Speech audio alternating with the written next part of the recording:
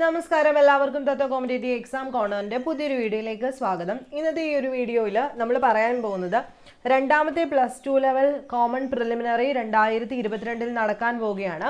അപ്പോൾ ആദ്യത്തെ വട്ടം എഴുതി കിട്ടാത്തവർക്കും ഇനി മെയിൻസ് ലിസ്റ്റിൽ പെടാത്ത ആൾക്കാർക്കും മെയിൻസിന് നമ്മൾ പ്രതീക്ഷിക്കാത്ത ആൾക്കാർക്കും എല്ലാവർക്കും വേണ്ടിയിട്ട് രണ്ടാമത്തെ ഒരു ചാൻസ് ആണ് ഈ പ്രാവശ്യം വന്നിരിക്കുന്നത്. അപ്പോൾ നിങ്ങൾ സിലബസ് നോക്കുന്ന സമയത്ത് നമ്മളിപ്പോൾ ഒരു 3-4 കൊല്ലമായിട്ട് 3 വർഷമെങ്കിലും ആയിട്ടുണ്ടായിരിക്കും ഈ സിലബസ് പഠിച്ചു തുടങ്ങിയിട്ടുണ്ട്. അപ്പോൾ സിലബസിനകത്ത് യാതൊരുവിധ മാറ്റവും വന്നിട്ടില്ല. മാർക്ക് ഡിസ്ട്രിബ്യൂഷനും ഏകദേശം സെയിം തന്നെയാണ്. പക്ഷെ വന്നിട്ടുള്ള വ്യത്യാസം എന്ന് പറയുന്നത് ക്വസ്റ്റ്യൻ്റെ പാറ്റേണിനകത്തും കുട്ടികളുടെ പഠന നിലവാരത്തിലും വ്യത്യാസം വന്നിട്ടുണ്ട്.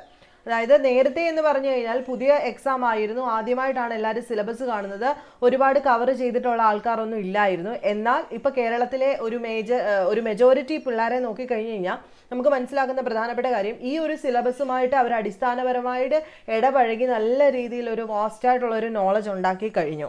അതുകൊണ്ട് തന്നെ പ്രിലിംസ് പഠിക്കുന്ന പുതുതായിട്ട് വരുന്ന ആൾക്കാരോട് എനിക്ക് പറയാനുള്ളത്, നിങ്ങൾ സിലബസ് കംപ്ലീറ്റ്ലി പഠിക്കുക. നിങ്ങൾക്ക് തന്നിട്ടുള്ള സമയം ഇപ്പോൾ മെയ് ആയിട്ടുണ്ട്, മിക്കവാറും പരീക്ഷ ഓഗസ്റ്റിലോ ഒക്കെ ഉണ്ടെങ്കിൽ തന്നെ നിങ്ങൾ ഈ കിട്ടുന്ന സമയം മെയ്, ജൂൺ, ജൂലൈ, ഓഗസ്റ്റ് ഇനി വരാൻ പോകുന്ന ഒരു 3 മാസം ഓഗസ്റ്റിൽ ഉണ്ടെങ്കിലും ഇല്ലെങ്കിലും നിങ്ങൾ കംപ്ലീറ്റ്ലി പ്രിലിംസിന് വേണ്ടിയിട്ട് ഈ പ്രിലിംസിന് വേണ്ടിയിട്ടാണ് പ്രിപ്പയർ ചെയ്യുന്നത്. +2 ലെവലാണ് ഫോക്കസ് ചെയ്യുന്നതെങ്കിൽ അതിൽ തന്നെ ഉറച്ചു നിന്ന് അതേന്നും പറഞ്ഞുകൊണ്ടിരുന്ന് പഠിക്കുന്ന സമയത്ത് ഞാൻ പറഞ്ഞു, ഇപ്പം മിക്കവരും ഈ ഒരു 2 കൊല്ലമായിട്ട് ഇതിൻ്റെ പിറകെ നടക്കുന്ന മിക്ക പിള്ളേർക്കും ഈ ഒരു സിലബസുമായിട്ട് നല്ല രീതിയിലൊരു അണ്ടർസ്റ്റാൻഡിങ് ഉണ്ട്. അതിൻ്റെ കൂടെ തന്നെ അവർ സ്റ്റേറ്റ്മെൻറ്റ് കുറച്ച് നാളായിട്ട് പ്രാക്ടീസ് ചെയ്യുന്നുണ്ട്. അപ്പോൾ പുതുതായിട്ട് പ്രിപ്പയർ ചെയ്ത് വരുന്നവർ ആ കോമ്പറ്റീഷനിലേക്കാണ് വരാൻ പോകുന്നത്.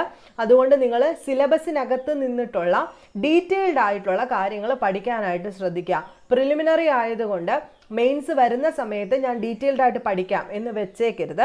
നിങ്ങൾ ചെയ്യേണ്ട ഒറ്റ കാര്യമേ ഉള്ളൂ, ഓരോ ടോപ്പിക് എടുത്തിട്ട് മാക്സിമം നോളജ് അതിൽ നിന്നും പ്രിപ്പയർ ചെയ്തെടുക്കുക. മാക്സിമം നോളജ് എല്ലാം നിങ്ങൾ നോട്ട് ചെയ്ത് ഒരു അടുക്കും ചിട്ടയുള്ളൊരു നോട്ട് നിങ്ങൾ ആദ്യം ഉണ്ടാക്കുക. അതിനകത്ത് ഒന്നുകൂടെ ഞാൻ എടുത്തു പറയുന്നു, നമ്മുടെ തത്വ ആണെങ്കിലും മറ്റേത് ചാനലിനകത്താണെങ്കിലും നിങ്ങൾ SCERT പഠിച്ചിട്ടുണ്ടായിരിക്കും. അപ്പോൾ SCERTയുടെ കംപ്ലീറ്റ് നോട്ട് ഞാൻ പ്രൊവൈഡ് ചെയ്തിട്ടുണ്ടായിരുന്നല്ലോ. ആ നോട്ട് നിങ്ങൾ ആദ്യം ഉറപ്പിച്ച് ആ നോട്ട് ഒന്നുകൂടെ റിവൈസ് ചെയ്ത് വെച്ചേക്കുക. അതിൻ്റെ കൂട്ടത്തിൽ വേണം അഡീഷണൽ ആയിട്ട് ക്വസ്റ്റ്യൻസ് പഠിക്കാനായിട്ട്.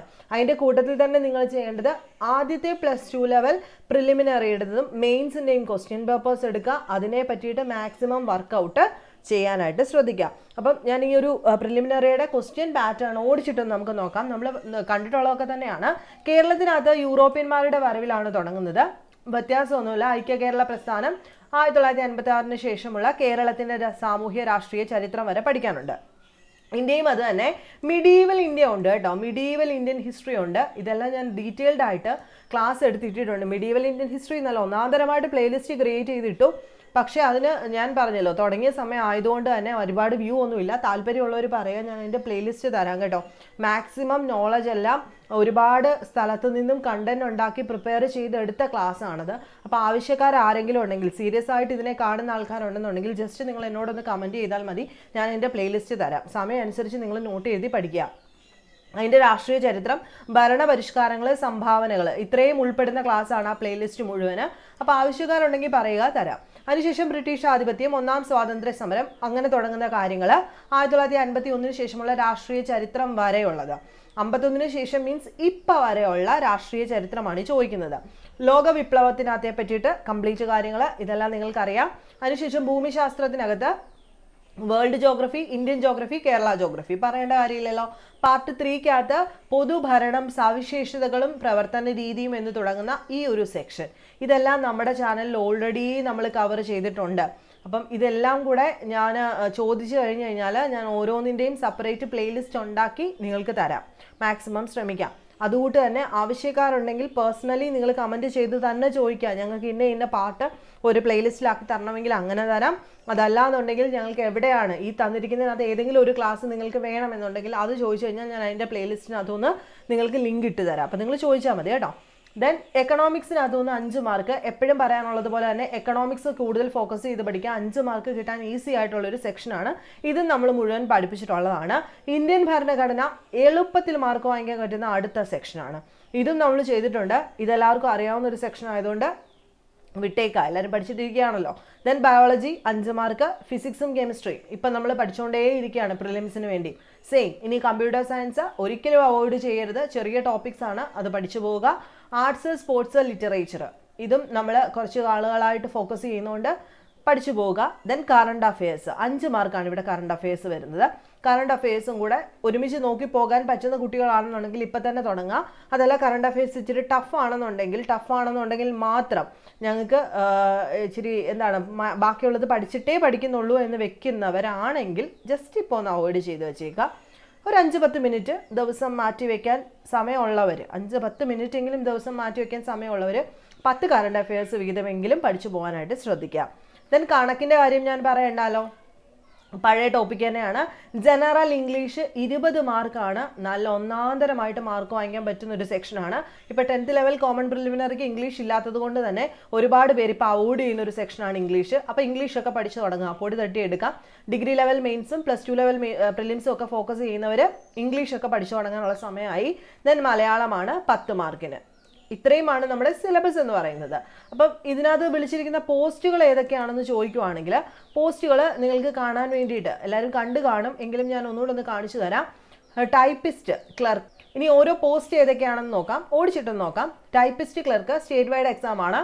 21,556 പേരാണ് അപേക്ഷിച്ചിരിക്കുന്നത്. ബീറ്റ് ഫോറസ്റ്റ് ഓഫീസർ, അത് ഓരോ ജില്ലയിൽ നിന്നും വയനാട്, എറണാകുളം, കണ്ണൂർ, തൃശ്ശൂർ അങ്ങനെ പോകുന്നുണ്ട്. അത് ഓരോ ജില്ലയിലും 2,666, 2,828 അങ്ങനെ പോകുന്നു. പിന്നെ private secretary to managing director, അത് 3,423 പേരാണ് അപേക്ഷിച്ചിരിക്കുന്നത്. ലോവർ ഡിവിഷൻ ക്ലർക്ക്, അത് സ്റ്റേറ്റ് വൈഡ് ആണ്. 38,525 പേരാണ് അപേക്ഷിച്ചിരിക്കുന്നത്.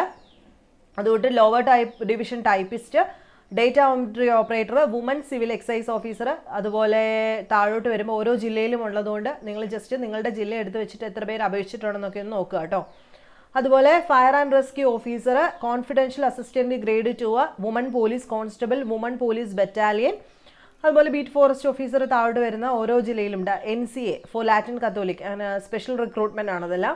അതുപോലെ data entry operator special recruitment താഴോട്ട് ബീറ്റ് ഫോറസ്റ്റ് ഓഫീസറിൻ്റെയാണ് താഴോട്ട് കിടക്കുന്നതെല്ലാം. അപ്പോൾ ഇത്രയും വേക്കൻസികളിലേക്കാണ്, ഇത്രയും എക്സാംസ് ആണ് നടത്താനായിട്ട് പോകുന്നത്. അതിൻ്റെ എല്ലാം സിലബസ് ഒന്നുമാണ്. അപ്പോൾ ഇതിനു വേണ്ടിയിട്ടാണ് പ്രിലിമിനറി PSC നടത്താൻ പോകുന്നത്. ഞാൻ പറഞ്ഞ കാര്യങ്ങൾ കൃത്യമായിട്ട് ഓർത്ത് വെച്ചേക്കാം. ഓരോ വർഷം കഴിയുന്തോറും ഈ ഒരു സിലബസുമായിട്ട് അടിസ്ഥാനപരമായി എല്ലാ കുട്ടികളും അഡാപ്റ്റഡ് ആണ്. അതുകൊണ്ട് തന്നെ എല്ലാവരുടെയും നോളജ് ലെവൽ ഈ സിലബസിനകത്ത് വളരെ വലുതാണ്. ആ ഒരു സത്യം മനസ്സിലാക്കി വെച്ചിട്ട് വേണം ഇന്ന് തൊട്ട് പഠിക്കാൻ തുടങ്ങുന്നവർ പഠിച്ചു തുടങ്ങാനായിട്ട്.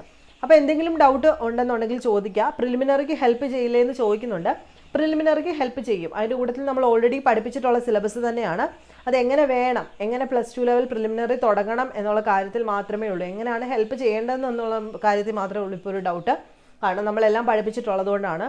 അതിന് സ്റ്റേറ്റ്മെൻറ്റ് ഓരോ ടോപ്പിക് എടുത്തിട്ട് എത്രത്തോളം സ്റ്റേറ്റ്മെൻറ്റ് ക്വസ്റ്റ്യൻസ് വരുമെന്ന് പ്രിപ്പയർ ചെയ്ത് പഠിപ്പിക്കണോ എന്നൊക്കെ ആലോചിക്കുന്നതേ ഉള്ളൂ. അപ്പോൾ നിങ്ങൾക്ക് വീഡിയോസ് ഇഷ്ടമാകുന്നുണ്ടെങ്കിൽ നിങ്ങൾ ലൈക്ക് ചെയ്യുക, ഷെയർ ചെയ്യുക, സബ്സ്ക്രൈബ് ചെയ്യുക. നെക്സ്റ്റ് വീഡിയോയിൽ കാണുന്നവരെ ബൈ.